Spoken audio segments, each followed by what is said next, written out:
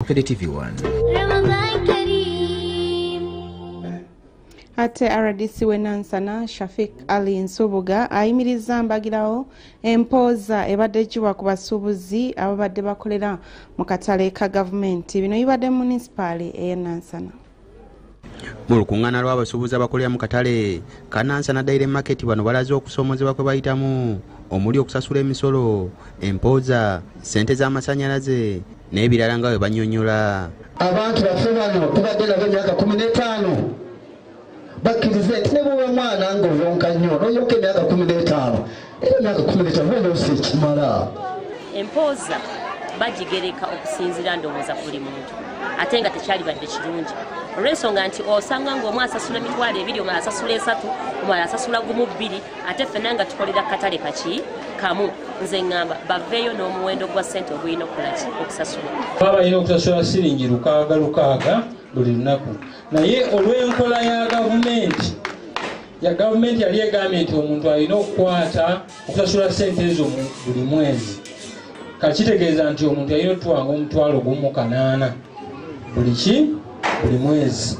Management oba abatwala akatale bagibwako obuvunaanyizibwa ne budda mu Nansana municipality. Etteeka ery'obutale lirikiriya nti omuntu akolera mu katale yalina okuba priority era yalina okuba omukulembeze yalina n'okufunamu wabawo ekintu kyonna. So kakati ensonga eyo municipality egezaako kugibuzaabuza eyagala efune balandiroodi abaaliwo abakadde nga tebalinaawo mudaala gwonna oba directe tebali katale balyoke bajje bafune chance eyo ekintu ekitali mateeka. Godfrey Tumwebaze ssentebe wa katale kano agamba olw'emisolo egisusse nti abasuubuzi abasinga badduka mu katale kano bwe batyo n'asaba bekikwatako okubayamba ku nsonga zaabwe.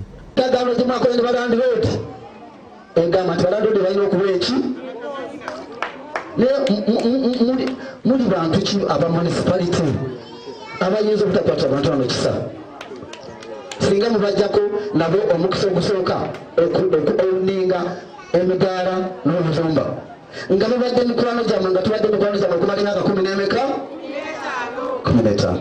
RDC wenansana Shafik Nsubuga wano wasinzidde n'ayimiriza abadde basolooza empooza mu katale kano era n'abalagira okugira nga badde ebbali. Ekyo kyange bakamasho officer kyange singa Nsubuga Shafik Ali wabula nga akiikira president waki yatta evening markets ku muntu asobola ateekeeko atunde aleme kufiira njala muki sisanga nga mwadde 5 sisanga nga mwadde ki akakatale ko kali permanent wekalize bannakaggalawo.